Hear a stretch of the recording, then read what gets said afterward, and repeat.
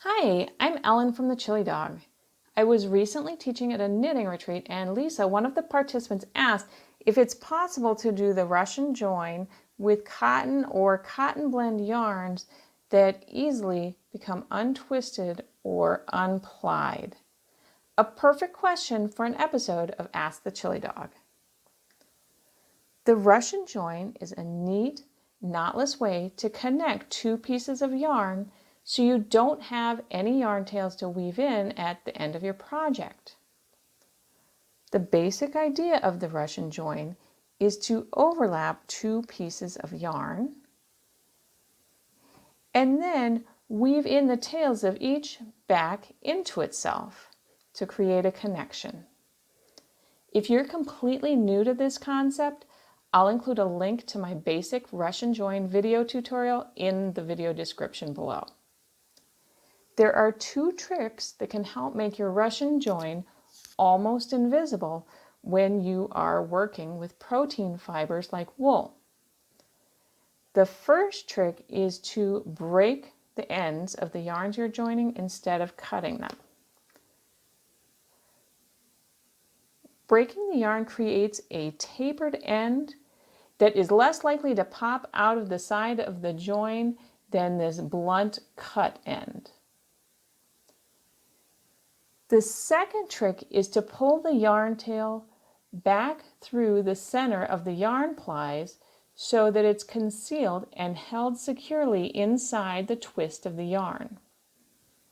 Unfortunately, these tricks work against you when you're using a cotton yarn that easily unplies.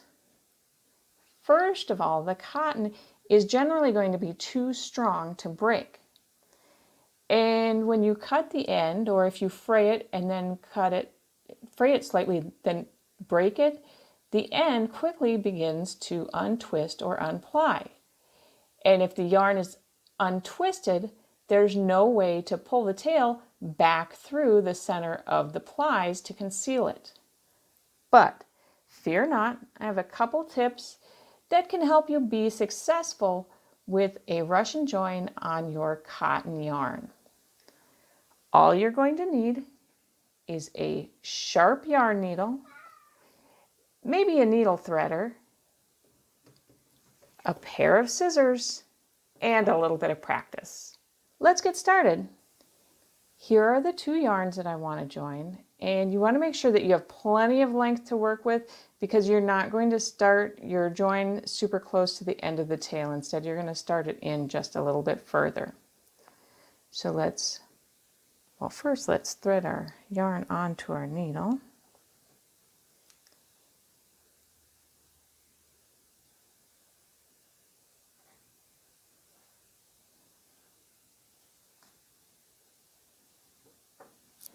And you don't need to worry at this point how long the yarn tail is because we're going to be trimming it after we do our join. So we'll overlap our two yarns and I'm going to weave the orange tail back into itself. And normally for the Russian join you would try to go right through the center of the yarn to weave it in, but we can't do that because it will come untwisted as we're doing that. So instead, what we're going to do is we're going to use a running stitch to weave it in. So we'll just go down through the yarn and then back up and down and back up. And it's important that we're going to use small stitches and we'll need to tighten up the twist of the yarn as we go. So I'm going to go down through the yarn and you can see even as I do that, it's starting to come untwisted or unplied. So now I'm going to tighten the ply a little bit and then come right back up through the yarn. Tighten and then down and up, down and up. And the smaller your stitches are, the better concealed that this tail is going to be later.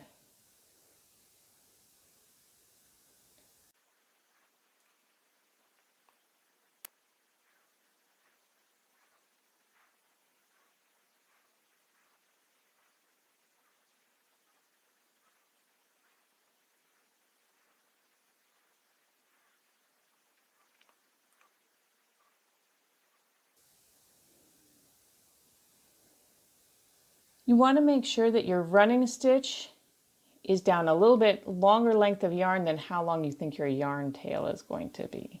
So once I've finished that up, I am going to very carefully pull my needle through the yarn.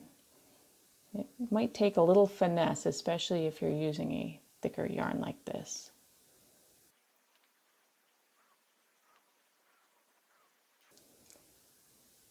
Before you pull the needle all the way through, make sure that the yarn that you're connecting it to is going through that loop.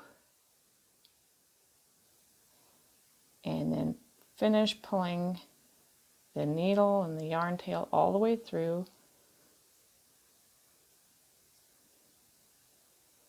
And then you can take the needle off of the tail. Hold the tail and make sure that this bunched up yarn is very close all the way down to the connection or the join. And then we need to trim our yarn tail. So to trim it, for a thicker yarn, you're going to need to leave a longer tail. For a thinner yarn, you can usually get away with a little bit shorter one. I'm going to do probably about 2 to 3 inches here since I'm using a kind of thick one. And that's 2 to 3 inches from that connection point to where I'm going to trim. So to trim, I'm going to look at the twist of the yarn and I'm going to take my scissors and I'm going to hold it at the same angle as that twist and then trim it. Now it's time to pull this bunched up area back out. You want to do this very gently and you don't want to apply a lot of pressure and pull your actual working yarn as you're doing this, because if you pull the working yarn too hard, what it's going to do, it's going to make that yarn tail pop out, which is already a problem with this join with cottons. So just very gently.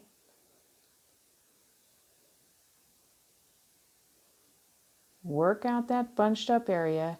And at this point, even though my join ends right here, you can see that the yarn is a little bit squiggly. That's okay. Don't pull and try to straighten it out at this point, or the ends of your yarn tail are going to pop out of the join.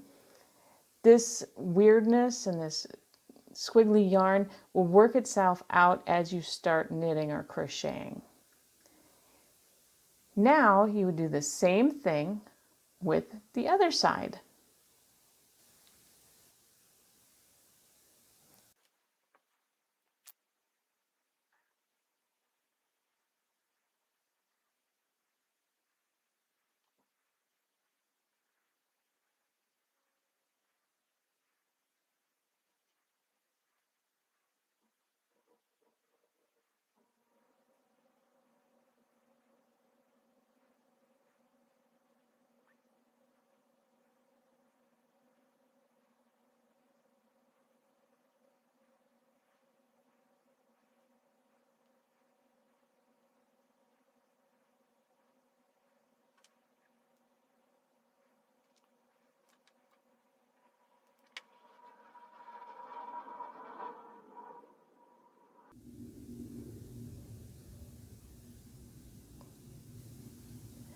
I just want to take a moment to reiterate that once your join is complete, it's going to look a little bit wavy and rippled. You don't want to pull on your working yarn on either side to straighten it out at this point. If you do pull and start smoothing it out, what happens is you're going to have your yarn tails start popping out on either side. It looks a little bit smoother now, but then you have to deal with these yarn tails popping out, which is not very nice. So instead, just let the natural tension of your knitting and your crocheting straighten things out as you transition from one yarn to the next in your work. I hope you enjoyed learning how to do the Russian join with cotton and cotton blend yarns. If you did, make sure to give this video a thumbs up and share it with your friends. Thanks to Lisa for asking about this technique, and if you have any questions that you'd like to see me answer in an upcoming episode of Ask the Chili Dog, go ahead and leave them in the comment section below the video on YouTube. Until we stitch again, happy knitting!